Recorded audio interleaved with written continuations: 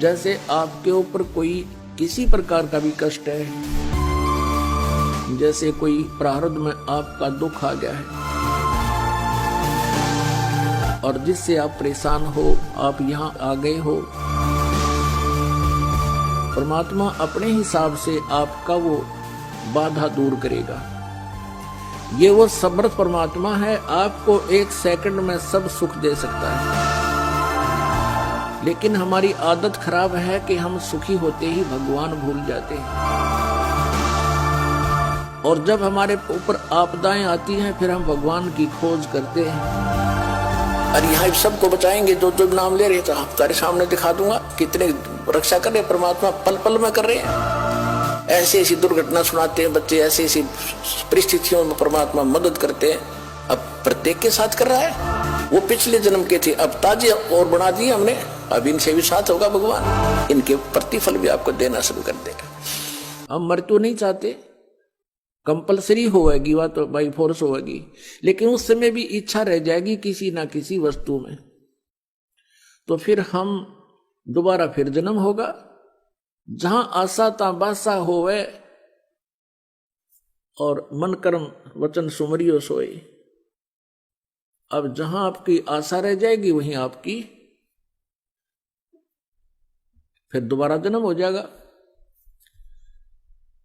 तो यहां परमात्मा हमें क्या बताना चाहते हैं कि जैसे आपके ऊपर कोई किसी प्रकार का भी कष्ट है, जैसे कोई प्रारब्ध में आपका दुख आ गया है और जिससे आप परेशान हो, आप यहां आ गए हो, परमात्मा अपने हिसाब से आपका वो बाधा दूर करेगा। ये वो समर्थ परमात्मा है, आपको एक सेकंड में सब सुख दे सकता है। लेकिन हमारी आदत खराब है कि हम सुखी होते ही भगवान भूल जाते हैं, और जब हमारे ऊपर आपदाएं आती हैं फिर हम भगवान की खोज करते हैं। हमारी आदत बन गई है झाड़े फूंक करवाने की। हम हैबिचुअल हो गए हैं कि किसी पर कोई कष्ट हुआ, किसी ने जाके झाड़ा लगा दिया, बस झाड़ा लाने वाले को दे दिए 100 रुपये जो उसने मांगे, कुछ राहत मिल गई तो अच्छा है, नहीं तो वो अपने खुश हम अपने खुश, बस इतना काम है। लेकिन यहां ऐसा नहीं है। यहां आपका वो दीर्घ रोग काटा जाएगा जिसके लिए आपको रेगुलर ट्रीटमेंट की आवश्यकता पड़ेगी, और परमात्मा के दरबार में आने से जो इच्छाएं आपकी हैं वो तो सबतः पूर्ण होंगी। जैसे किसान गेहूं बीजता है,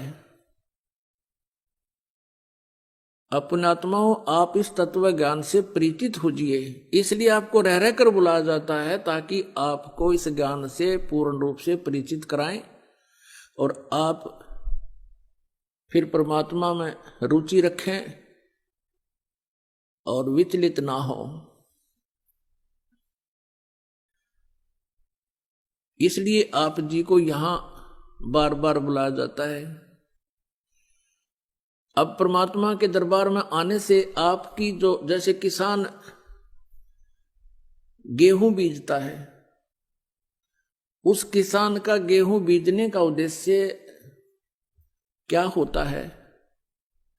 सबसे पहला उद्देश्य तो उसका ये होता है कि मेरा परिवार भूखा ना रहे,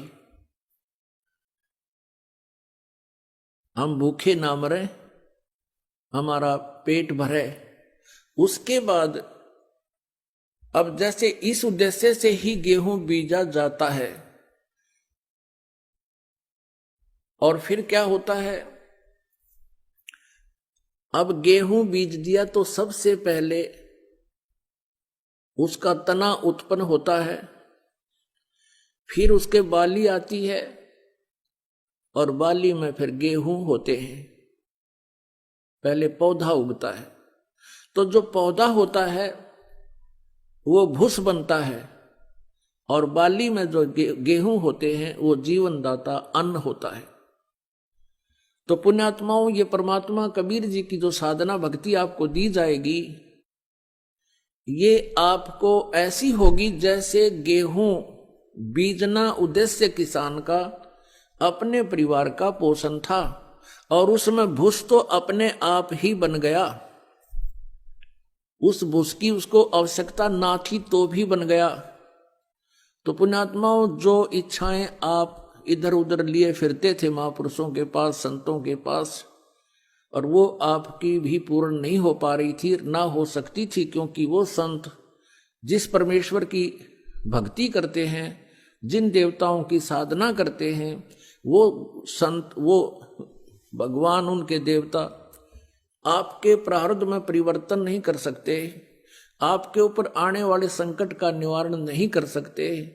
और आप वहां धनी बनने के लिए जाते थे या किसी कष्ट निवारण के लिए जाते थे, वहां आपको कोई लाभ नहीं हुआ और ना ही होना था।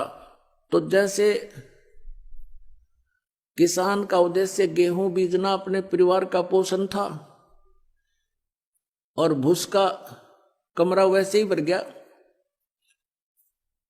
जिसकी उसको इच्छा नहीं थी लेकिन तो भी मिल गया। पहले भूसा ही तैयार होता है। तो पुण्यात्माओं, आपका उद्देश्य यहां पर जन्म और मृत्यु का रोग कटवाना ही होना चाहिए। आपको जो साधना दी जाएगी, उस साधना में आपकी संसारिक इच्छाएं जो आवश्यक होंगी और आपके संकट निवारण तो उस भूस की तरह अपने आप ही, ना चाहते हुए भी परमात्मा वो निवारण करेगा और धन आपको ऐसे देगा जैसे उस गेहूं के भूस तो पहले ही तैयार होना शुरू हो जाता है। अब इस बात को आप गहराई से सोचना, यदि कोई अनजान व्यक्ति गेहूं को परिपक्व ना होने दे और पशुओं के चारे के उद्देश्य से उसको कच्चे को काट काट कर चराना शुरू कर देता, खिलाना शुरू कर देता है, पशु तो पल जाएंगे, आप भूखा मरेगा फिर। तो कहने का भाव ये है कि आप जी यहां जो मांगने आओगे वो क्या मांगोगे? मोक्ष। आपका उद्देश्य मोक्ष हो और उस मोक्ष के साथ साथ आपको जो संसारिक सुविधाएं आपको चाहिएंगी, आपके भाग्य में ना होगा तो भी भगवान देगा। आपके भाग्य में कोई आपत्ति होगी, मालिक वो नहीं देगा।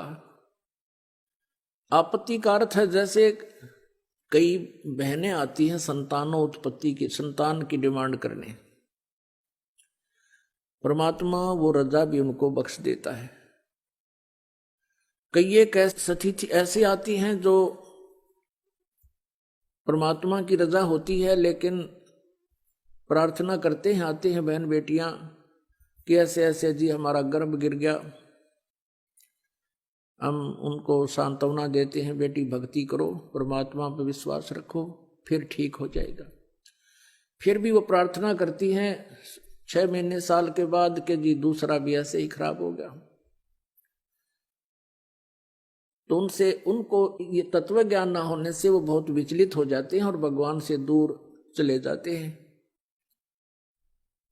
और मान लीजिए वहां उनको कृपा हो भी जा, कोई संतान उसके ठीक ठाक उत्पन्न होगी और वो संतान उसकी दुश्मन हो जाए आगे चल के। दुश्मन कैसे हो जाते हैं? जैसे एक लड़के का विवाह हुआ, विवाह होने के बाद उस लड़के ने अपनी पत्नी को मारा पीटा दहेज के बारे में, उस लड़की ने आत्महत्या कर ली। वो माँ भी, बाप भी, बेटा भी और बहन भी सारी जेल में। अब यहां आप विश्वास रखना इस परमात्मा, क्योंकि हम जीव हैं, भगवान परमात्मा परमात्मा ही होता है। हम जीव संज्ञा से कुछ भी मांगते रहें वो नहीं देगा। जैसे उन बहनों के वो गर्भपात हो रहा था, वो परमात्मा का ऑपरेशन था। यदि कोई ऐसी नालायक संतान आपके भाग्य में थी, उसको निवारण कर रहे थे, भगवान को दोष नहीं होता। वो अपने हिसाब से उनको, उनका जीवन संस्कार आपके संस्कार से काट रहे थे, समाप्त कर रहे थे।